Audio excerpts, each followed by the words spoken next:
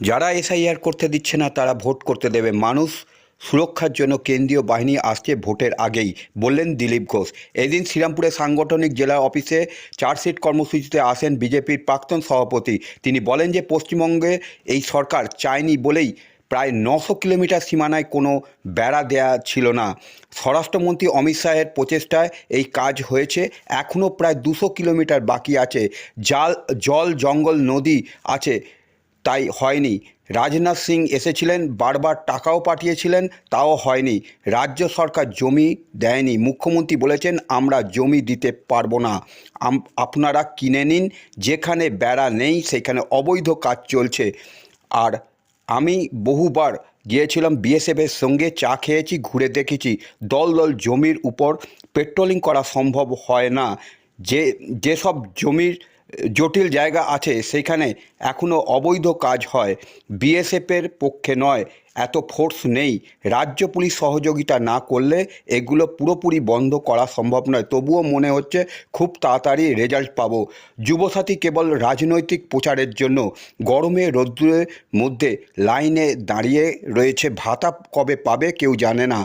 এই ধরনের অমানবিক কাজ কেবলমাত্র ভোটের স্বার্থে মানুষের লাইনে দাঁড় করানো, ভিখারি বানানো তৃণমূলের নির্বাচনের আগে এই ধরনের গিমিক দিয়ে থাকে। মুকুল রায় আমাদের দলে এসেছিলেন তৃণমূল থেকে, তাকে আমরা সর্বভারতীয় সহসভাপতি করেছিলাম। তিনি বিজেপির টিকিটে নির্বাচিত হয়েছিলেন, এমএলএ হয়েছিলেন, পার্টি তাকে সম্মান দিয়েছে। তিনি আর নেই, তার আত্মার শান্তি কামনা করি। তৃণমূল সাংসদ কল্যাণ বন্দ্যোপাধ্যায় বলেন যে বিজেপি পয়সা দিয়ে টিকিট পাওয়া যায়। সেই প্রসঙ্গে দিলীপ ঘোষ বলেন উনি টিকিট নেবেন? ওনাকে কি কেউ বলেছিল টিকিট দেব, নাকি ওনার কাছে পয়সা বেশি হয়ে গেছে, গরম দেখাচ্ছে? বিজেপি একমাত্র দল যেখানে স্ক্যানিং করা হয়। যারা টিকিট পায় তারা জানে তৃণমূল হতে পারে টাকা দিয়ে টিকিট পাওয়া যায়। বিজেপির এই রকম কোনো ব্যবস্থা নেই। ভোটে আসার আগেই হিংসা শুরু হয়ে গেছে। মানুষ জিজ্ঞাসা করছে ভোট দিতে হবে তো? যুব সাথীও কেবল রাজনৈতিক প্রচারের জন্য। কবে তারা টাকা পাবে, কিসের বেসিসে টাকা পাবে, কতজন পাবে কোনো নিশ্চিত নাই। ঠিক যেভাবে লক্ষ্মী ভাণ্ডারকে নাম করে মহিলাদের লক্ষ লক্ষ সংখ্যায় রাস্তায় দাঁড় করিয়ে দেওয়া হয়েছিল, তখনও অনেকে পায়ে চাপে পড়ে মারা গেছিলেন। এটাতে একই ঘটনা। গরমের রৌদ্রের মধ্যে সারাদিন দাঁড়িয়ে আছেন ফর্ম ফিল আপ করার জন্য, ভাতা কবে পাবেন কেউ জানে না। তো এই ধরনের অমানবিক ব্যাপার কেবল ভোটের স্বার্থে মানুষকে লাইনে দাঁড় করানো, ভিখারি বানানো টিএমসি সরকারের এটা পলিসির মধ্যেই পড়ে। ইলেকশন আগে এরকম গিমিক তারা দিয়েই থাকেন, সেই একই ঘটনা দেখছি আমরা। ঠিক আছে, হয়ে গেল। মুকুল রায় মারা যেতেই কুণাল ঘোষ বলছে তাকে খাদের কিনারায় মুকুল রায় পাঠিয়ে দিলেন। মুকুল রায় টিএমসিতে ছিলেন, উনিও টিএমসিতে ছিলেন। পরে মুকুল রায় জেনারেল সেক্রেটারি ছিলেন, উনি জেনারেল সেক্রেটারি হয়েছেন। যদি কিছু এদের পার্টির মধ্যে হয়ে থাকে সেটা ওনাদের সময় হয়েছে, সেটা ওনাদের হিসাব কিতাব আগে হয়তো মিটে গেছে, জানি না। মুকুল রায় আমাদের পার্টিতেও এসেছিলেন, আমরা তাকে বাংলায় কেন সর্বোচ্চ পদে নিয়ে গেছিলাম, কেন্দ্রীয় সহসভাপতি করেছিলাম। তিনি বিজেপির টিকিটে প্রথমবার নির্বাচিত হয়ে এমএলএও হয়েছেন, পার্টি তাকে সম্মান দিয়েছে। তিনি এখন আমাদের মধ্যে নাই, সেজন্য তার যেটুকু যোগদান পার্টির ছিল সেজন্য আমরা কৃতজ্ঞতা প্রকাশ করছি, তার শান্তিকে কামনা করছি। আর তাই এইটুকুই, বাকি তাদের ঝগড়া তাদের কাছে। যেখানে এসে সেখানকার সংসদ জানিয়েছেন আপনাদের দলের নাকি পয়সা দিলেই টিকিট পাওয়া যায়। কোন সাংসদ? উনি নেবেন টিকিট? কি উনি জানলেন কি করে? ওনাকে কেউ বলেছে টিকিট দেবে বলে, নাকি ওনার কাছে পয়সা বেশি আছে গরম দেখাচ্ছেন? বিজেপি একমাত্র পার্টি যেখানে কয়েকবার স্ক্যানিং হয় তারপরে টিকিট পায়, যারা পায় তারা জানে। ঠিক আছে, টিএমসি তো হতে পারে টাকা দিয়ে, উনি হয়তো টাকা দিয়েই নেন বা পার্টিতে বাকিরা পায়, কিন্তু বিজেপিতে অন্য সিস্টেম। ভোটের আগেই আপনাদের রথ আসে, রথ যত বাড়াবে তত নাকি আপনাদের ভোট কমবে। সে দেখা যাক। ভোট তো বেড়েছে এতজন আমাদের। বিজেপির নাম কে নিত? উনি সিপিএম এর সঙ্গে লড়াই করতেন, বিজেপিও ভয় পাচ্ছেন। এটা তো বিজেপির কর্মীরা লড়াই করে করেছে। রথ কেন?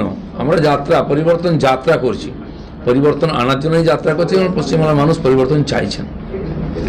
নির্বাচনের অনেকটা আগেই কেন্দ্রীয় বাহিনী ঢুকছে, সেটা নিয়ে কি বলবেন? ভোট আসার আগের থেকেই এখানে হিংসা শুরু হয়, ভয়ের পরিবেশ থাকে। বাংলার মানুষ জিজ্ঞেস করেন কি দাদা ভোট দিতে পারবো তো? গণনা ঠিক করে হবে তো? বুথে কি সেন্ট্রাল ফোর্স থাকবে? কারণ এখানকার পুলিশ প্রশাসনের উপরে কারো বিশ্বাস নেই, কারণ তারাই রিগিং করায়। আপনারা দেখতে পাচ্ছেন এসআইআর সারা দেশে হয়ে গেল, বাংলা শেষ হচ্ছে না। কে করছে? 1.5 কোটি মানুষকে লাইনে দাঁড় করানোর জন্য নোটিশ পাঠিয়েছে কারা? মমতা ব্যানার্জির কর্মচারীরা। তাতে সাধারণ মানুষ ভুগছেন, যাদের কোনো কারণ ছিল না, বয়স্করাও ভুগছেন। কারণ কি, প্রায় 50-60 লক্ষ লোক যাদের এখনো ডকুমেন্ট জমা পড়েনি, ভুয়ো ভোটার, তাদেরকে ভোটার লিস্টে রাখার জন্য এই চক্রান্ত করা হচ্ছে, যাতে মাঝখানে এটা বন্ধ হয়ে যায় ভেরিফিকেশন, তারা ঢুকে পড়ে। নির্বাচন কমিশন ঠিক করেছে যে কোনো বৈধ ভোটার বাদ যাবে না, আর অবৈধ কেউ ভোটার লিস্টে থাকবে না। সেই প্রক্রিয়া করতে গিয়ে এই সরকারের অসহযোগিতা এবং পুলিশের অসহযোগিতার জন্যই এটা লম্বা হচ্ছে।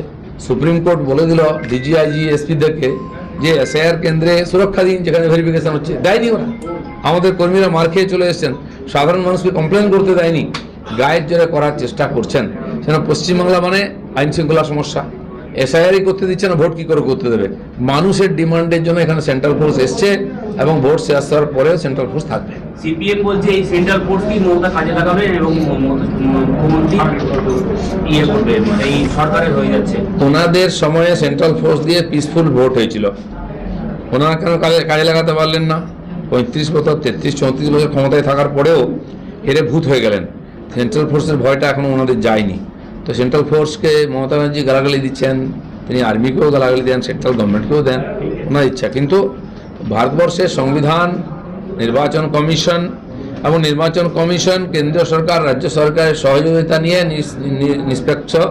নিরপেক্ষ এখানে ইলেকশন করায়। সেজন্য সেন্ট্রালের কাছ থেকে সেন্ট্রাল ফোর্স চেয়েছে, এখানে পুলিশ চায়, অন্য রাজ্যের পুলিশে নিয়ে আসে কম পড়লে, নির্বাচন কমিশন দেখবে, বিশ্বাস রাখা উচিত।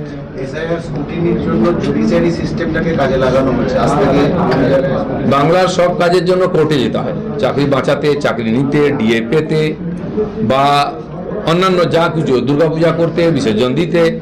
তো সেই জন্য এটাও এসআইআরটা কোর্টেই শেষ হবে, আদালত শেষ আছে। সরকার যদি তার দায়িত্ব পালন না করে তখন হস্তক্ষেপ করতে হয় আদালতকে, সেটাই পশ্চিমবাংলার ক্ষেত্রে হচ্ছে।